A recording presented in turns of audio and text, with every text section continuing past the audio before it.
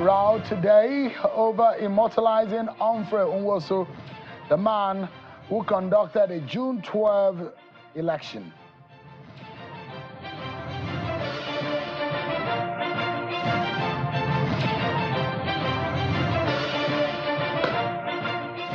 And Anna says it has now received all that is possibly needed to process the petition for Senator Natasha Akpoti-Uduaghan's recall.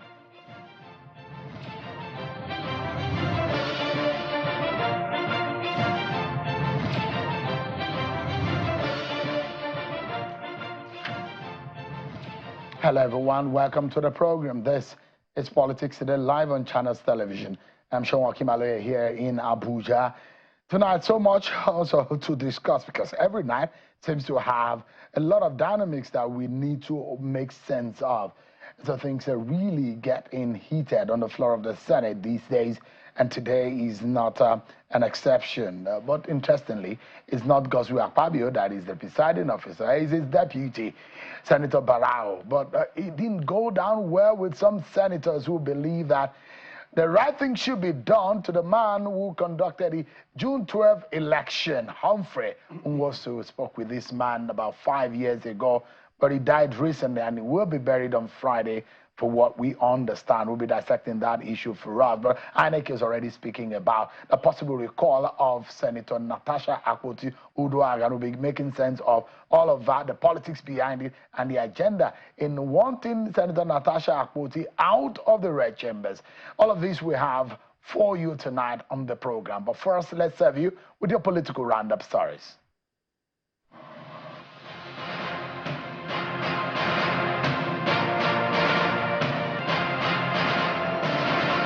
The Chief Justice of Nigeria, Justice Kudirat Kekereekun, has expressed worry over the practice of law in the country, lamenting the downturn in the adherence to ethical principles in the legal profession. She knows that strict adherence to ethical principles in the legal profession was not only dwindling but facing serious challenges. The CJN was speaking at a public presentation of the report of the Legal Practitioners Disciplinary Committee, where she asked that there was an urgent need for legal practitioners to recommit themselves to the fundamental values of ethics, discipline, and professional responsibility. The Nigerian Senate has passed a bill mandating the compulsory registration of citizens, aiming to overhaul Nigeria's identity management system through the repeal and reenactment of the National Identity Management Commission Act.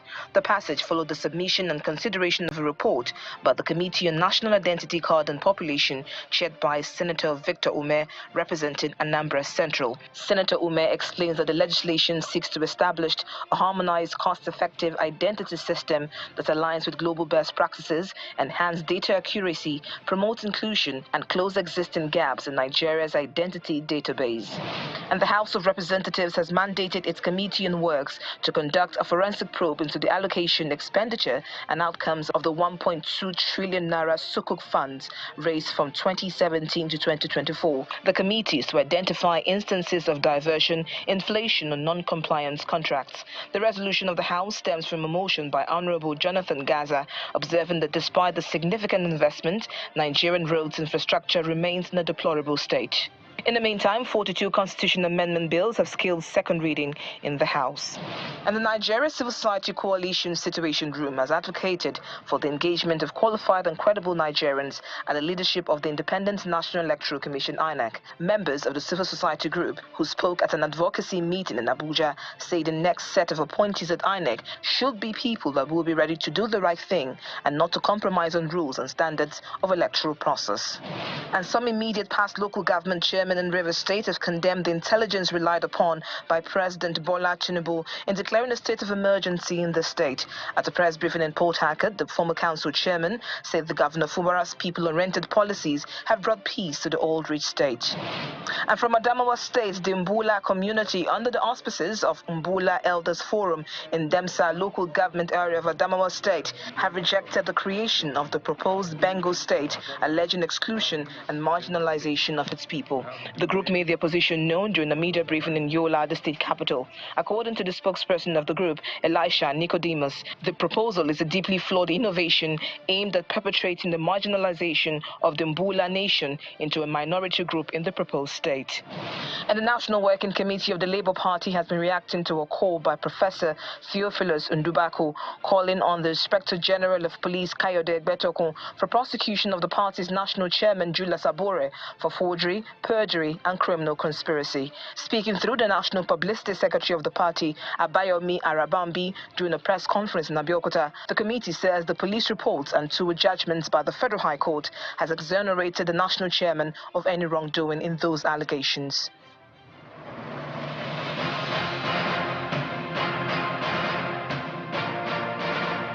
There you have it. You've been served with your political roundup stories. And let's tell you that governors of state governed by People's Democratic Party have instituted a suit before the Supreme Court challenging the 6-month suspension of the Rivers State Governor Siminalayi Fubara. The governor and his deputy and House of Assembly members in Rivers State were suspended for the initial 6 months when President Bola Tinubu declared a state of emergency in the state on the 18th of March and appointed an administrator to govern the affairs of the state. Well, the legislature on their own part have approved the implementation of the state of emergency or ratified based on the proposition of President Bola Tinubu. The governors of Bauchi, Adamawa, Bayelsa, Enugu, Osun, Plateau, and Zamfara State are praying the Supreme Court to define the powers of the president as carried out in his action in the suspension in the suit, which was made available to China's television and the court papers showing that the governors of the PDP states are asking fundamentally whether the president has the power to suspend an elected sitting governor. Let me take you to yet another very unpleasant, or perhaps a situation where some senators feel aggrieved about the manner in which they were treated in voicing out their views on the floor. So tensions run very sharply high today on the floor of the Senate as we saw some disagreement on whether to accept a motion calling for the immortalization of late Professor Humphrey Nwosu. The Humphrey Nwosu is a former chairman of now defunct National Electoral Commission, NEC, who conducted the June 12, 1993 election, which was annulled by the then military junta led by Ibrahim Badamasi Babangida. The conflict began when the minority leader, Senator Eyinaya Abaribe of Abia State, attempted to raise a point of order on the Senate Standing Order and later Order 42, which pertains to personal explanation by senators. However, Deputy Senate President, who is the presiding officer, declined Senator Abaribe's request, and Senate leader, Senator Opeyemi Bamidele, argued that the order cited by Senator Abaribe was inappropriate, stating that the Senate had already moved too far along its agenda to consider the motion. Eventually, that motion was struck down, and immortalizing Professor Humphrey Nwosu, as far as that debate is concerned on the floor of the Senate, died at that point. Let me allow you to have a sense of what really happened earlier. This matter is a motion to immortalize the architect of June 12, Professor Humphrey Nwosu. And I'm not the only sponsor. This is also sponsored by other senators, Senator Abamoro, Senator Joseph Carlo, Senator. Distinguished colleagues, my point of order is pursuant to Order 41, Sub 3 of our rules. And with your permission, sir, I will read. 41.3. A senator moving a motion under combined orders 41 and 51 shall ensure that copies of the motion are available for all senators when approval to move the motion is granted.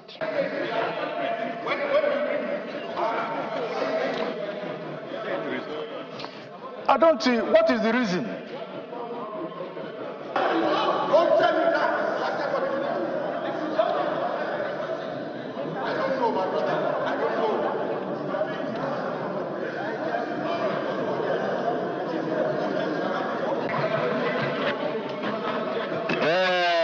My ADC colleagues, of course, this motion is very, very controversial.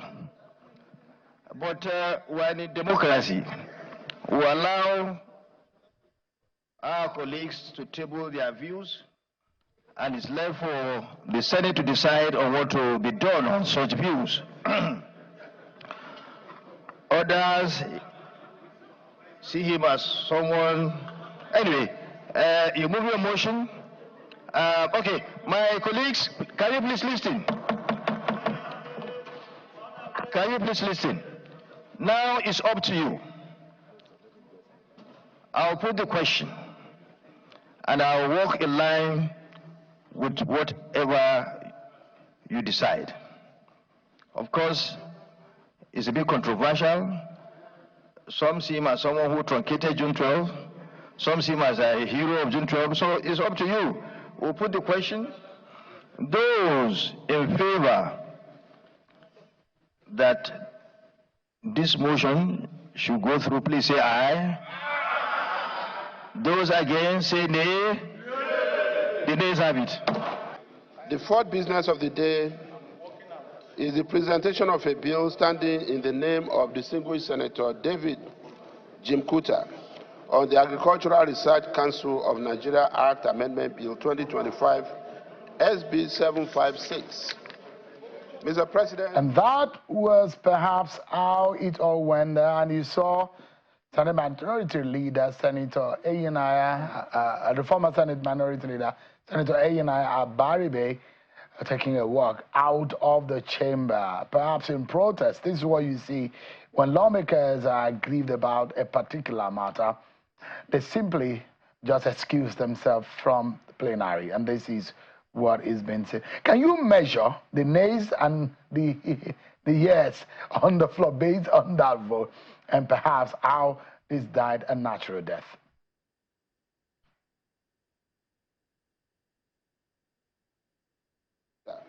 On the Agricultural Research Council of Nigeria Act Amendment Bill 2025, SB 7. All right, then. There you have it.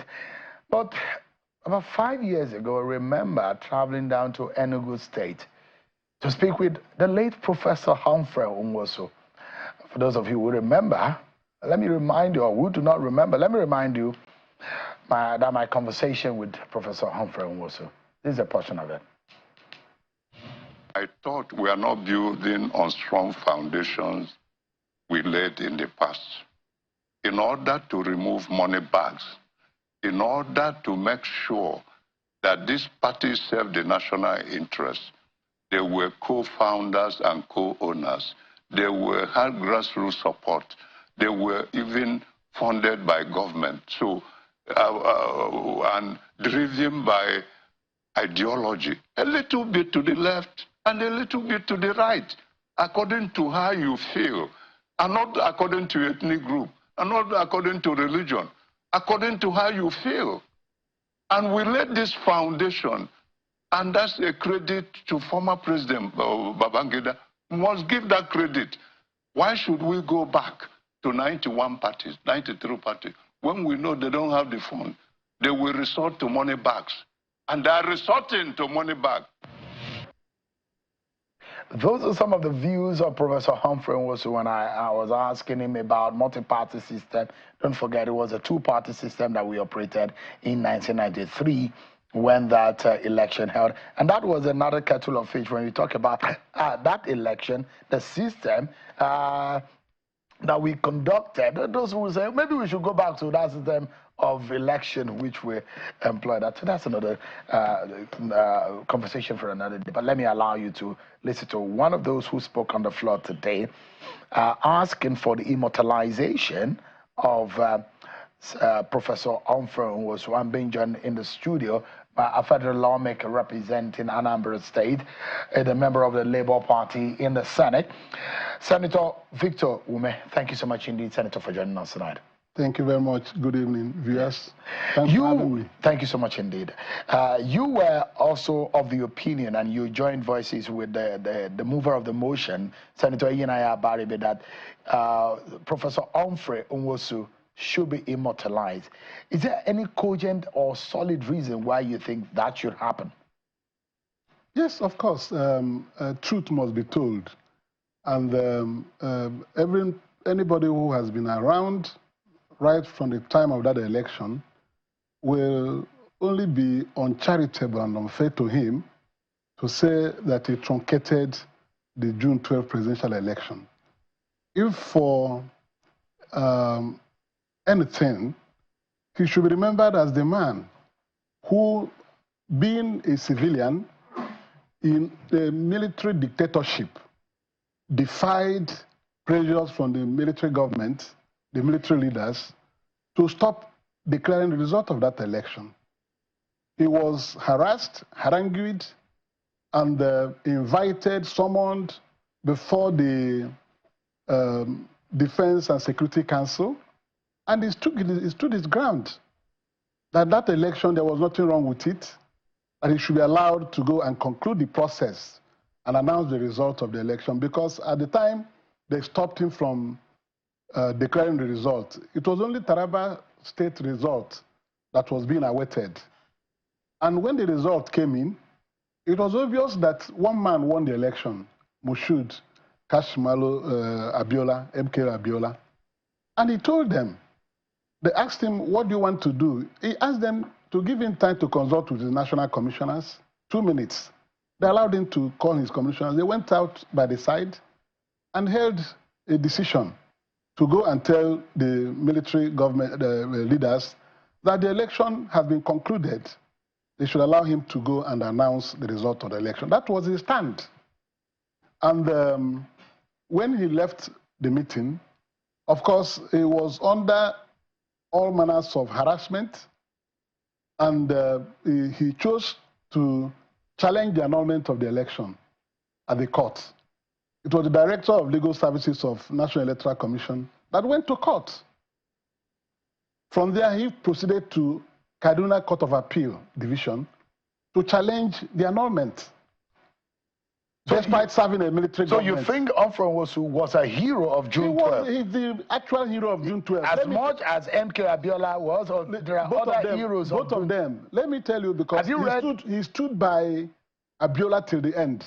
Have you read? He never wavered. Have you read his book, Laying the Foundation for Nigeria's Democracy, my account of the June 12, 1993 presidential election and its annulment? He gave me several copies of those books. I read those books, and he told me what he encountered, how he went in the day, during the night, to meet IBB before and after the election, how he feared he was going to be killed, yes, how he feared for his life. All of these are packaged in his own account in this book. Of course, there's no saying the fact that the man put his life on the line. If you knew the people he confronted, you will know that he was a great hero of that episode. General Abacha, Babangida, and other members of the military Supreme Council, he defied them. And for the fact that he went to challenge it in court and tendered the results of the election in court, that was the first time the result of the election came out in the open. And he did it to ensure that the result of the election have been brought out. In his own reason, he said once a result is tendered in court, it has become a public document. And at that time, nobody was saying again whether Abiola won or not.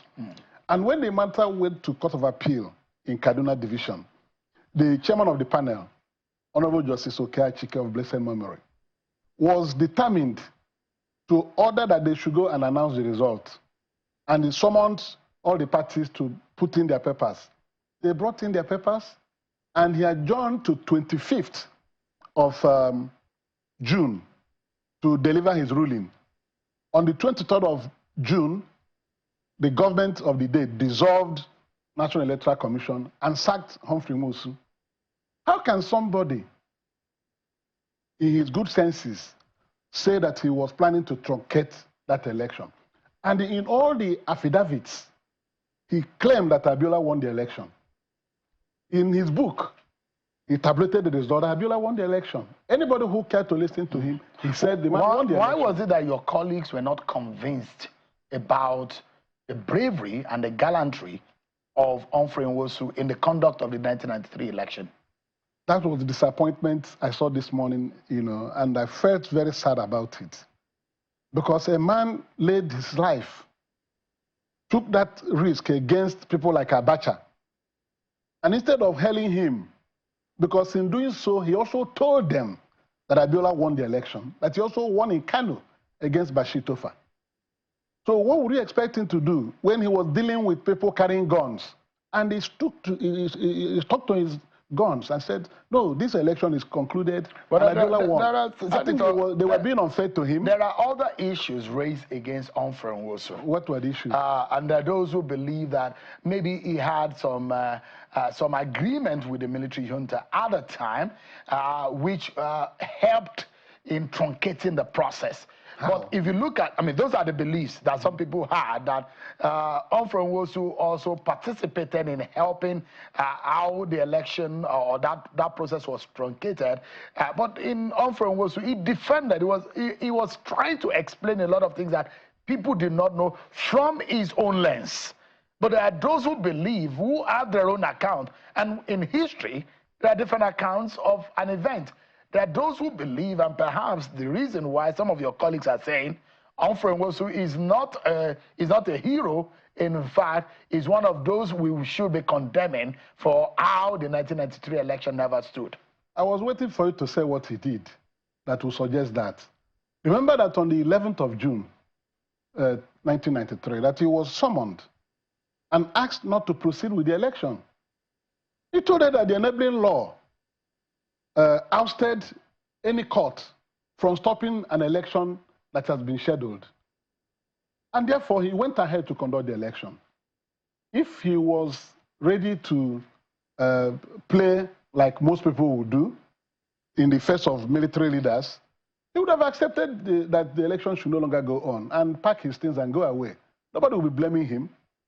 He crossed that hurdle, went and conducted the election. Remember, that was not the first election he conducted. He has conducted House of Assembly elections, governorship elections, National Assembly elections through option A4. And there were no litigations against the election. So this is the last bus stop, presidential election.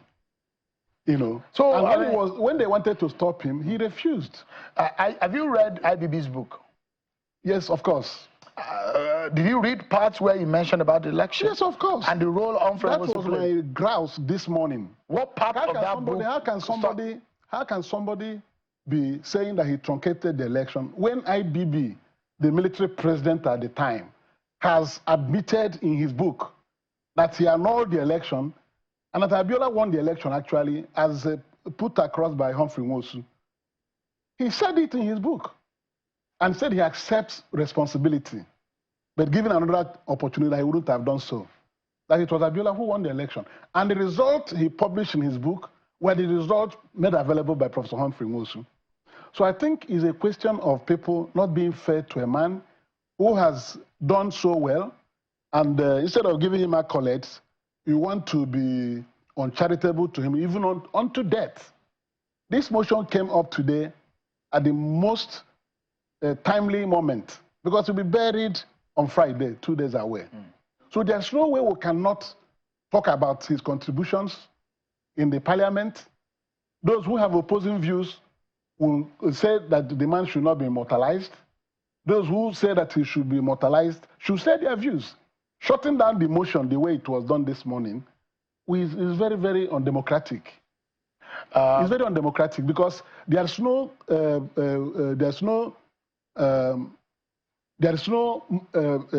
reason why you should now say that the prayers must be in the affirmative. There's no way to know.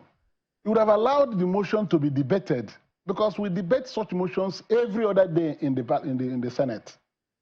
No matter how you feel about a motion, you allow it to be read, whether it is this one is not even controversial. He's just calling for the honor to be done to a man who almost lost his life over a matter. And his bravery has been subdued over the years. It's very unfair. And if you look at the account of Professor Humphrey Nwosu, how the elections was perhaps not going to happen, about 35 days to the election, and how he had to brief the military junta at the time of how ready NEC was then. 18 hours before the election, there were stories and news about why the election should not go ahead. And he also told me personally of his effort in trying to reach the military president at the time. He also spoke about the result in Rivers, the result in Kano, and some of the complexities that trailed the election. A lot of issues which Professor Humphrey Nwosu, before his death, has also come out to say there are those who distorted the facts and the history. But the fact and history, as far as Humphrey Nwosu was concerned, is from his own lens. There are those who felt aggrieved and who still feel aggrieved that Humphrey Nwosu is less than a hero of that process. What do you think, or how do you think we go from here?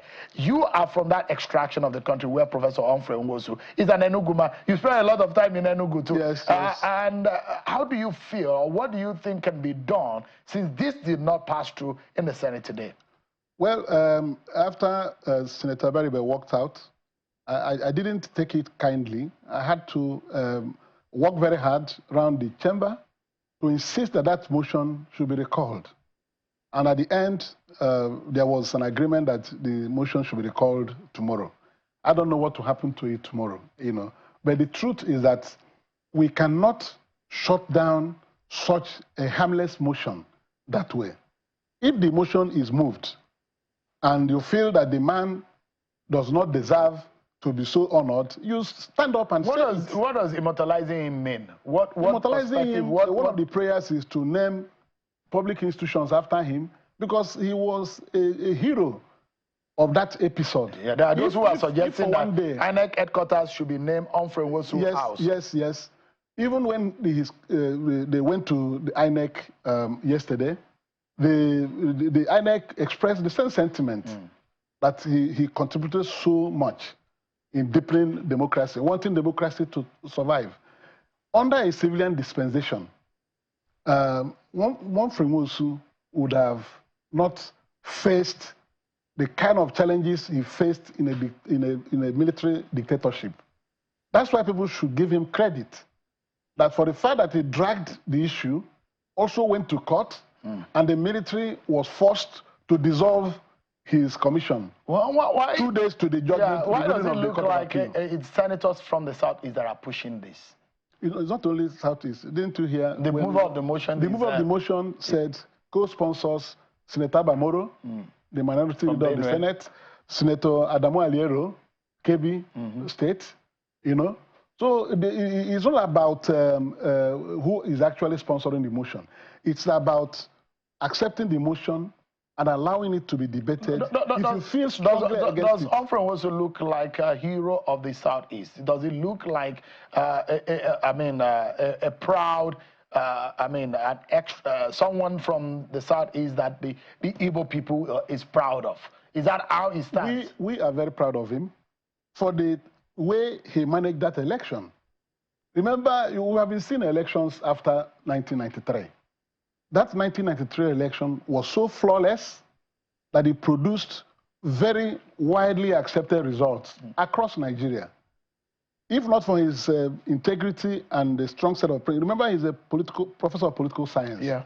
If he had not acted in that manner, the June 12th and the after effect of June 12th wouldn't have been possible.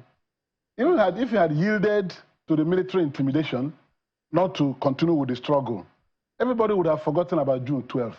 But because he stood his ground, that there was nothing wrong with the election he conducted, that Moshood Abiola won the election, he gave impetus to the pro-democracy groups that went to the streets, fighting for the restoration of that election. Was the system that was employed. Yeah, in that election. he ingeniously contrived it. Now, so modified. There are those who are saying we should bring back option A4. As a politician, do you think that will work? Well, for the fact that that one produced the freest and fairest election ever conducted in Nigeria, there's no reason why we cannot experiment with that again. But, you know, things have become so sophisticated now that maybe at that time we had the good environment to try option A4. Now that politicians have become more desperate. And there's vote buying. Vote buying. Queuing on the line today may be very unfashionable. Okay. It is important that people should vote and their voting protected. You don't need to know where somebody casts his vote. Yeah. Yes. I mean, it's actually very emotional as a journalist, for someone you have related with keenly. Professor Humphrey, I remember welcoming to his home in Enugu State warmly. We had almost an hour and a half conversation before we started the interview, and we had almost 2 hours conversation. I almost missed my flight. Yes. After the interview, he was a jolly good fellow. Called me afterwards. Perfectionist. He gave me copies of his book, which I shared to other colleagues because he felt there is an alteration of Nigeria's history as far as the June 12th was concerned. I had shared with colleagues who are political editors at the time. That is what I don't want to happen. The man's place in history should be given to him. There's no reason, if it's because he's from the southeast, that this thing is being done. He's not a tribalistic person. The way he conducted his affairs as NEC chairman was above board. He wasn't given to manipulation by anybody. Even the military could not manipulate him. Such a stoic character should be immortalized so that people will know that there was a man who defied the military in discharging his duties. Let me quickly take you up on emotion, or no, not emotion. This is a bill that you are pushing, and you are saying that it is mandatory for every Nigerian to be captured or registered in the bill that you have moved. And it's going to be, there will be a repeal of an existing law of NIMSI to now bring forth another act. What gave birth to that concept? Well, the first act was enacted in 2007. That's 18 years ago. And you know that today, technology has advanced so much that every nation of the world that is advanced are doing things driven by technology. So the old act was repealed. In fact, it has been repealed by the passage of this bill today by the Senate. Is given NIMSI the digital powers to capture Nigerians with their biometrics, so that you know who the Nigerians are. You have to know who the actual Nigerians are, and through digital technology, you will be able to document who Nigerians are. So that is the essence. The NIMSI was now empowered to use digital technology to do all these things we're talking about. Let me now ask you, Senator. There is being a proliferation of data of individuals in Nigeria. As you are right now, you have a driver's license. You have FRSC keeps your data. INEC keeps your data. Your data is everywhere. INEC will boast that it has the largest data in Nigeria. Over 100 million people are on INEC's database. And there was a time under the Jonathan administration, this matter came up. In fact, under Buhari's government, there was a standing order that there must be a committee where there will be harmonization of all data, and every data collecting agency in Nigeria should harmonize the data. But that has not happened up until today. Yes. Nigeria, we are very good with ideas, but unfortunately, we are never good with completion and perfection of these ideas. In fact, the best ideas you can find in Nigeria. But unfortunately, how can you have a nation where every agency wants to collect your data? Why don't we warehouse the data in one place? Is that one of the objectives? That's the objective of this bill, so that NIMSI will be able to get the real identity of every Nigerian with the biometrics, both facial and fingerprint. That's why when you now go and want to do anything, they ask you for a national identification number. That is what NIMSI generates and produces cards where your features are put in a chip in the national identity card. That card will enable you do anything. Well, I mean, you talked about driver's license. Yeah. You see, driver's license is a different thing. Driver's license will confirm that you have been tested and you can drive. It does not give you any other thing. That's the essence of driver's license. Well, you cannot use. That is one of the most used identity. No, you may have form of identity in Nigeria today. There was a time they were using it before these innovations came now through this technology of NIMSI. You know, you cannot use driver's license to prove many other things. But this national identity card will, on one touch, give you the details of anybody because your biometrics are there. I mean, the prayer is that Nigeria, because there is a vulnerability of the database of NIMSI. We've heard about hacking into it and vulnerability of their database such that Nigerians' personal data are now being exposed. The question is that how ironclad is the security on that? Will this act be able to protect? That is the fact. What NIMSI is doing now is that it's being driven with sophisticated technology, that is in line with global trends.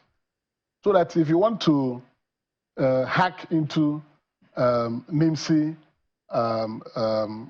database, there are restrictions. You will not be able to go through it because they have improved everything they have, the software and all that.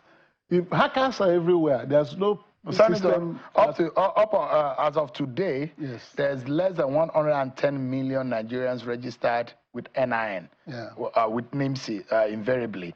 It means that there is that means that less than half of Nigerians are being registered on their database.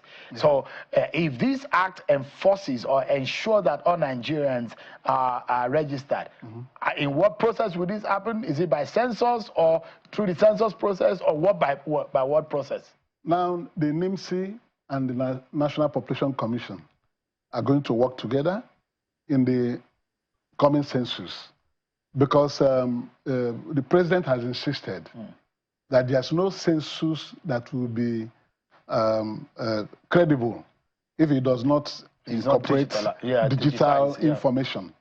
So the NIMSI and NPC are going to work together to drive the upcoming census in Nigeria. What we are trying to get inspiration from is usually called the Social Security number. As for example, in the United States. And you know why they call it Social Security? Because your Social Security, your socials are secured. You could access healthcare. You could access loans for facilities for housing and all that. And these things are not available in this country. Once you provide your Social Security number in America, every organization will open up to you to start dealing with you, knowing that you have been verified, to be who you claim to be. This is what NIMSI is trying to do, in Nigeria, so that you don't just come out and claim that you are this when there are missing gaps in your information.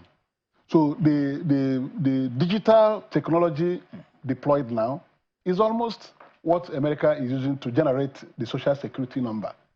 And what we need to do is to make it, they advertise it every day on television. They need to go and get a national identity card. Your socials, Yes, because with it, you are good to go. Any place you drop it, both the banks and agencies of government, in fact, institutions, will know that you literally cannot do anything. You literally cannot do anything without your Social Security identity. Identity, yes. And which also is a form of security for our people, because there are a lot of aliens who call themselves Nigerians. That's why you should have to do that and answer the relevant questions. How far is Where it gone now, this bill? It's going well. No, we have passed it today. To second reading? Yeah. No, final. Third reading, yeah. So it's going... It's been considered and passed today. It's gone through every aspect of amendment. So the repealing will happen. Consideration clause by clause. The 2007 Act has been repealed already. Please, I would like to have a copy to look at it and be able to analyze and also have a good read. When our legal section cleans it up, of course, you know, it will go for concurrence in the House of Representatives. I'm sure they're also working on their bill. Okay. They're a little slow with it. We passed our own today. When their own come, we'll look at it and see if there are areas to harmonize before the final bill will be produced for assent by the President. Thank you so much. So let us be working in a manner to remove rancor in Nigeria. What happened to this motion to immortalize Humphrey Nwosu today is not good for Nigeria. This is a man who has given Nigeria his all, and people are trying to deny him that recognition. It's not the way to build a nation. Thank you so much. He was at liberty to balloon the whole thing away and use a military threat as his as alibi. Senator. Yes. Thank you so much. So that he defied them. And today we have June 12th Democracy Day. Obasanjo became president as a result of the disagreements of the annulment of June 12th. That's how he became president. Senator Victor Ume is a senator representing we should give the man State. his due recognition. Thank you so much indeed. Tell the truth about him so that his soul will rest in peace. All right. Thank you so much. We remember Professor Humphrey Nwosu on the day as this. Thank you so much. Senator Victor Ume, they should give him posthumous national honor. GCON. All right. Not less than that. Thank you so much. Senator Victor Ume, with his iconic red long hat, or Madike, that's what it's popularly called in his home state, Anambra. So thanks so much indeed for your time. In Igbo land. Thank you so much. Thank you. I think I've given myself to a title which I will keep to my chest, where I come from. A lot of people don't know that I'm royal blood also. I could be a king one day. If you know, you know. That's why I'm Okimbaloye. Right, we'll take a break, everyone. But when we return, it's going to be Senator Natasha Akpoti-Uduaghan's matter that gets our attention. Those who say return home, but there are those who are saying no, she's done very well. We'll be hearing from one of them. Baba Abdulrazak is one of Kogi Central activists. He'll be right there with us after this break, everyone. Join us again.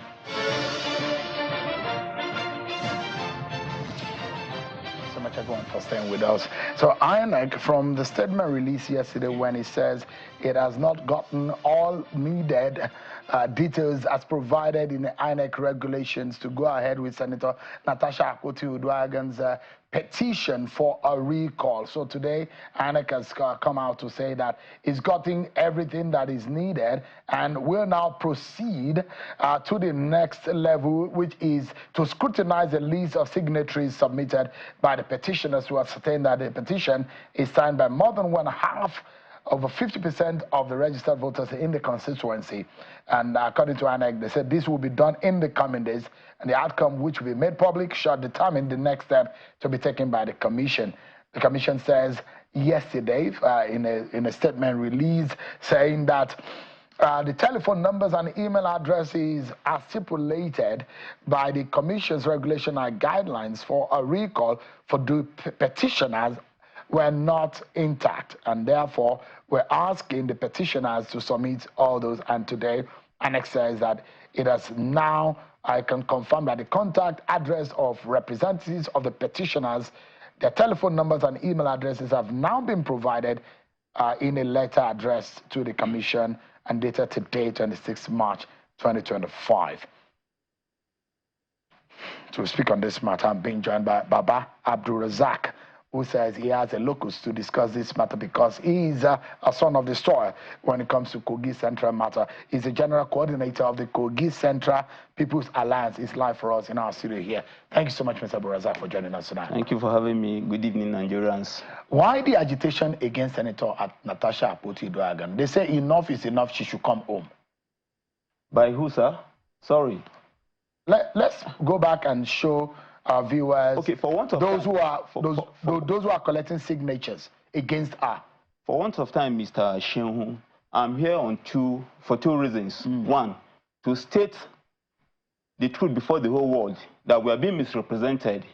This is not who we are, and the world must know this. Then two, to also... When you say who we are, you mean yes, Kogi Central people? Yes, this is not Kogi Central people. The constituents, the Kogi Central people that voted for Natasha. Of course, we all know that democracy is a majoritarian government that says, majority will have their way, while the minority have their ways. What am I trying to say? We are not saying there are people. We should always know or have it at the back of mind that there are people. Natasha did not get 100% votes, did not win the entire vote in Kogi Central Ministerial District. And you can remember that she was rigged out and she fought her way legally through the court of law, and she was reinstated. She claimed she got her mandate back. These same elements, if for any reasons or if through some external collaboration, they are staging this show of shame, I don't think the press should be bold enough, and I must commend you. You've been doing that. But to say that there is agitation for the recall of Natasha, sincerely, which local government are you from? From the 5 local governments? Are you from Okene? I'm from Okene. Okay, that's the same local government with Senator Natasha Akpoti. No, Senator Natasha, distinguished Natasha from Okene local government. Yeah. Yes, I'm from Okene. But besides just being from Okene, I'm the coordinator of Kogi Central People's Alliance. And in addition to this, I'm the Secretary General of Ibira People's Association, though I'm not here in that capacity. So she's Ibira too? Yes, she's Ibira. So she's your sister? Yeah, in that sense, because you are both Ibira. Yes. I mean, well, they say Ibira people are very tough. I'm afraid we are not unnecessarily tough. We are people of resilience. You can see the senator has displayed that. To us, she's a standard today. And she exemplified that quality the Brahman is known for. Well, should she hear that the question that some people are asking? Oh, maybe Natasha was taking this thing too far. Should she have gone that far? I mean, it was just an issue of a seat. That's how where it's well, yes, that is what the world was made to believe. But today, you and I have seen that the conspiracy, to us, is a conspiracy by some very strong personalities in the Senate. But unfortunately, the 5th columnists in our midst are now catching in on that to do the unthinkable. Now, Natasha is not the first senator to be suspended in Nigeria. We've seen the Ali Induments of this world. We've seen the Omagigis of this world suspended. So, please, we want the world to know that Senator Natasha was wrongly, to us, there is this conspiracy against Senator Natasha. Because if it is the issue of seat, yes. But what have we not seen a disproportionate punishment? Let me ask you. You are on the ground. Yes, I am. How often do you go home? I work in Okene. I serve the people at the community level. Okay, so if that happened, when this was happening, yes, in Okene, yes, did you see and do you notice, sir, what was going on? Sir, well, how would you assess what exactly on the day this was going on? Now, sir, you see, democracy presupposes that the people will make informed decision. Now, here the people were misled that an empowerment program was going to take place. Even on the local radio, it was announced. You can do your findings that the people, and these are not so informed. You can look at them. Look at the women, not so informed constituents. So they were mobilized out, and most of them turned back when they got to know what the plan was. So that these people were outside, yes, they were outside, and there are, each politician has got his or her stronghold. So this is politically motivated. It is. Who are those behind it anyway? It misrepresents who the Kogi Central constituents are. Who are these people behind it? If you are on the ground, you will know the politicians whom you say are trying to hoodwink the people. That's how you are describing it. Yes, that is what happened. So let me put it this way. There are 2 major parties in Kogi Central. When I mean there are more, but 2 major parties. And we know Senator Natasha came on the ticket of PDP against the APC. And we know what followed after the election and how she went to court and restored her mandates. So if this is happening today, as you've seen, or as you must have seen, the people of the opposite party, you saw some of them, like the lady that... Which party is it? APC, please. You think APC is behind this? I'm not political, but as a political animal... Who in APC is behind this? I may not be able to call the names, but for instance... Are you not on the ground? I am. Who is the person? Why are you afraid? I am. Okay. Who is the person behind it? Because, I mean, Natasha Akpoti has a name. You have a name. So if you are... They are faceless. They are faceless. So they are faceless. So you don't know anyone who is behind this? I know some of them, like the lady that came out yesterday to lead this shame. Who is the lady? Charity, the lady, of course, who went to INEC and said the people of the youth and women of Kogi State, the youth and women of Kogi State did not vote for Natasha. It was the people.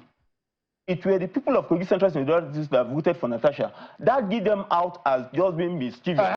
I had a man here on the program who said, yes, they voted for Natasha Akpoti. Yes, she's been represented. But then they discovered that she's done nothing. There's nothing to write home about. There's no record to show that she has disappointed the people of the senatorial district. From the pit of hell. Time will fail us to reel out what Senator Natasha has done. What has she done?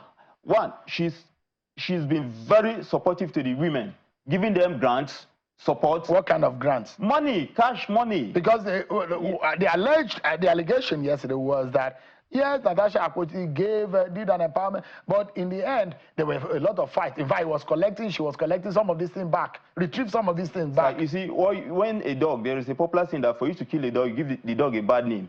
Your men are on ground. Water projects have been going on. School fee for scholarship have been going on for students.